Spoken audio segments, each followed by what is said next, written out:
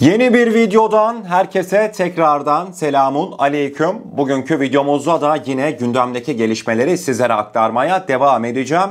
Kıymetli dostlar, bugünkü ilk konu başlığımızda Rusya Dışişleri Bakanı Sergey Lavrov'un özellikle de terör örgütü YPG PKK hakkında yapmış olduğu açıklamalara gideceğiz. Detaylar bir karşımıza gelsin. Lavrov YPG PKK'ya neler söyledi hep birlikte öğrenelim. Öncelikle belirtmek isterim ki Rusya Dışişleri Bakanı Sergey Lavrov'un Kürt örgütleri olarak tanıtmış olduğu şey aslında YPG PKK'ydı. Bunu bilmenizi isterim. Açıklamaların başında Lavrov dedi ki Kürt örgütleri kendilerini terör gruplarından ayırmalı ve sonunda Suriye devlet çerçevesinde yaşamaktan başka çareleri olmadığını anlamalıdır. Biz Rusya olarak bazı aşamalarda arabuluculuk yapmaya istekliydik. Liderlerini tanıyoruz. Onlar da bizim pozisyonumuzun ne olduğunu biliyorlar. Yardım istemek üzere geçmiş zamanlarda bize geldi Kürtler. Başkan Trump ABD askerlerini Suriye'den çekeceğini açıkladığında Kürt temsilciler müzakere yapmak için hemen bize geldi. Birkaç gün sonra Amerikalılar fikirlerini değiştirdiklerini, yani geri çekilmeyeceklerini açıkladılar. O zaman Kürtlerin istekleri buharlaştı. Bu geçici bir tutumdu. Bu Kürtlerin geleceğine dair uzun vadeli bir vizyon içeren bir tutum değil demişti. Açıklamalarının son kısmında Lavrov bölgedeki Kürt unsurlar Şam'la müzakere etmeliler diyerekten açıklamalarını sonlandırmıştı. Adam ne desin, Rusya'nın Dışişleri Bakanı açık açık işte bölgedeki YPG PKK unsurları Rusya'ya karşı Ali Cengiz oyunu yapmaya çalışıyor diyememiş. Onun yerine ne demiş? İşte ne zaman ki Amerikalılar Suriye'den çekileceğiz naraları atmaya başladı. Hemen bölgedeki terör unsurları bizim gözlemimizle işte geldiler yanımıza, Rusya ile hemen bir diyalog kurmaya çalıştılar. Ama ve lakin ne zaman ki Amerika ben Suriye'den şu anlık çekilmiyorum dediği gün Kürtler bizimle görüşmekten vazgeçti. Zaten şu da bir ilginçtir. Hani dünya üzerinde Amerika ile Rusya şu an ne derler? Bunlar birbirine papaz derler değil mi? Kıymetli dostlar, işte öyle değil. Mevzu Türkiye olunca Suriye'de Amerika ve Rusya görmüş olacağınız üzere YPG PKK ile bir çalışabiliyor. Rusya Dışişleri Bakanı Sergey Lavrov da ikili oynamalarına bu şekilde sitem etmişti terör örgütlerinin. Karşılarında Türkiye olunca kimden yardım isteyeceklerini şaştılar diyorum ve hemen devamını da bitirmeden Rusya Dışişleri Bakanı Sergey Lavrov dün aslında kısa videosunu çekmiştim. Türkiye S-400 F-35 bu muhabbetleri de değindi. Hatırlanacağı üzere ABD'nin işte S-400'ler incirliğe konusun, daha sonrasında Türkiye'yi F-35 programına geri alalım. Bu tür iddialar dolaşmaktaydı. Sergey Lavrov bu konu hakkında dedi ki evet biz Türkiye'ye S-400'leri verdik ama S-400'ler verilirken imzalanan anlaşmada son kullanıcı sertifikasyonu diye bir madde var. Yani öyle Türkiye kafasına göre başka bir ülkeye S-400'leri veremez dedi. Devamında da Cumhurbaşkanımız Erdoğan'a bazı güzellemeler yapmıştı. Cumhurbaşkanı Erdoğan zeki bir lider, ne yapması gerektiğini bilir diye bir cevap vermişti Lavrov. Valla bu konuda gereksiz uzadı. Yani ne Amerika'nın teklifini kabul edip biz İncirli S-400'leri koyarız veyahut da Rusya'nın onu ciddiye alıp cevaplaması bile benim oldukça garibime gitmişti.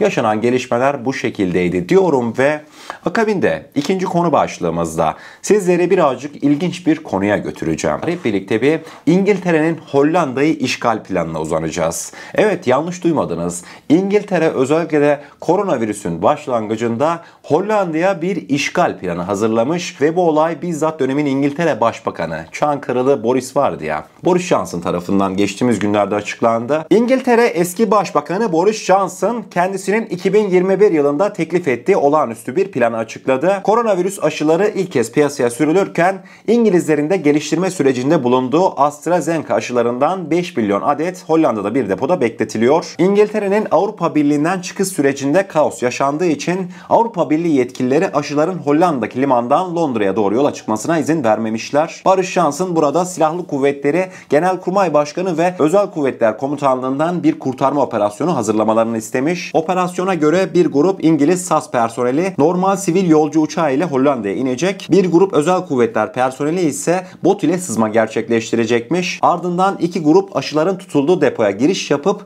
aşıları iki kamyona yükleyip deniz yolu ile Londra'ya getireceklermiş. Boris Johnson bu planın detaylı bir şekilde hazırlanmasını istese de devlet yetkilileri bu planın dost ülke ve bir NATO müttefiği olan Hollanda'yı işgal harekatı olduğunu anlatarak Boris Johnson'ın vazgeçmesini sağlamışlar. Hayda, mevzuya bak ya. Gerçekten hani Boris Johnson zaten şaka gibi adam. Adam bir de açık açık bunu belirte yani anlatmış. Garip bir olay. Hani böyle bir mevzu acaba Hollanda'da, dedim şimdi bu haberin yansımaları nasıl oldu? Ses seda yok Hollanda basınında. Yalandan iki yazıp çizdiler ama devlet nezdinden falan hiçbir şekilde bu açıklamalara cevap gelmedi. Çünkü mevzu ciddi. Yani düşünsenize, 2 tane özel kuvvetler birimi gidecek, operasyonu yapacak. Oradan hop aşılar Londra'ya.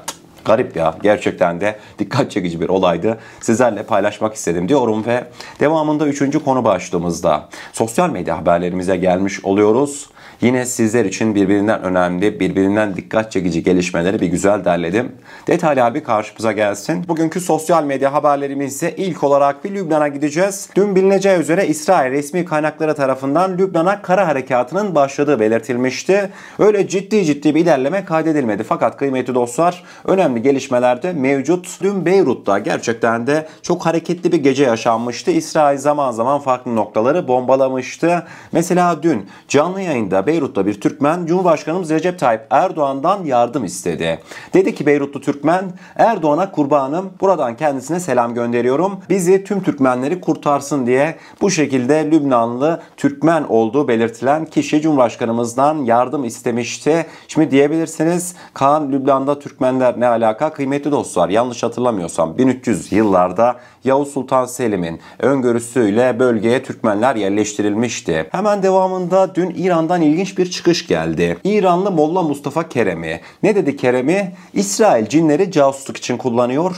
İsrail'in şeytanlardan oluşan gizli ordusu var diye bu şekilde, yani abartmadan canlı yayında haykıra İranlı Molla böyle bir ifade kullanmıştı. Durun, İran'dan gelen ilginç haberler bitti mi? Bitmedi. Mesela İran eski Cumhurbaşkanı Ahmadinejad. O da dikkat çekici bir ifade kullanmıştı. Ülkesindeki Mossad ajanları iddialarına yönelik olarak açıklama yapan Ahmadinejad, İsrail'in İran'da stratejik bir kuruma Mossad ajanı yerleştirdiğini öne sürerek İsrail'e karşı koymak için kurduğumuz birimin başındaki kişinin Mossad ajanı olduğu ortaya çıktı diye dikkat çekici bir ifade kullanmıştı.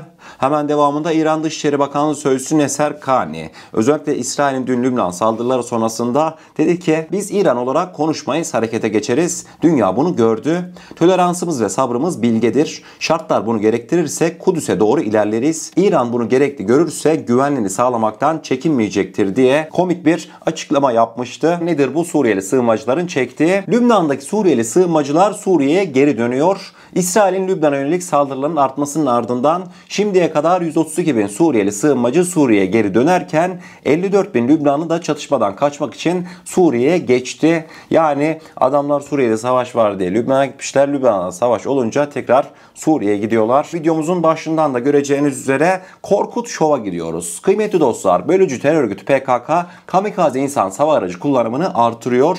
Tabii Türk Silahlı Kuvvetleri boş durur mu? PKK kamikaze kullanınca doğal olarak özellikle de Irak'taki üst bölgelerimize Korkut hava savunma sistemleri yerleştirilmişti.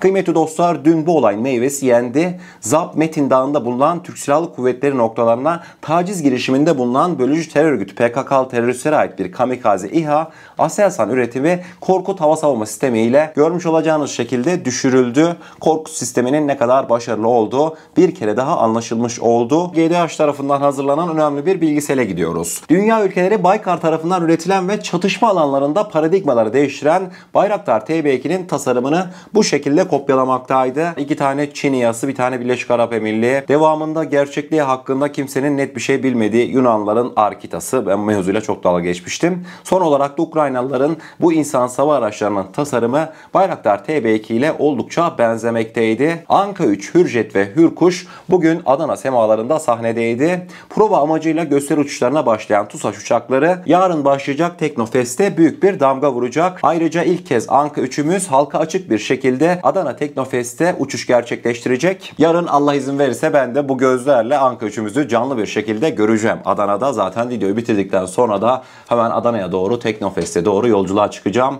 2 ile 6 Ekim tarihleri arasında yarın başlayacak. İşte 6 Ekim'de son bulacak. Vallahi işiniz gücünüz yoksa ben gelin derim Adana'ya. Yani güzel güzel yemekler yersiniz. Farklı farklı gidilecek yerler var zaten. Devamında şöyle ikindi vakti çok güzel olur. Teknofest alanı, Şakirpaşa Havaalanı özellikle de gidersiniz. Güzel güzel Bayraktar TB3'ü görürsünüz. Anka 3'ü görürsünüz. Çok güzel bir ortam olacak. Ben vallahi sizleri açık açık davet edeyim Adana'ya. O zaman ne diyelim? Eğer kanalımıza ilk defa gelmekteyseniz kanalımıza abone olarak bizlere destek olabilirsiniz. Videomuzu gerçekten beğenmişseniz aşağıda bulunan beğen butonuna basarsanız bizleri oldukça mutlu edersiniz. Kendinize çok iyi bakın. Allah'a emanet olun. Her şey istediğiniz gibi olsun. Sağlıcakla.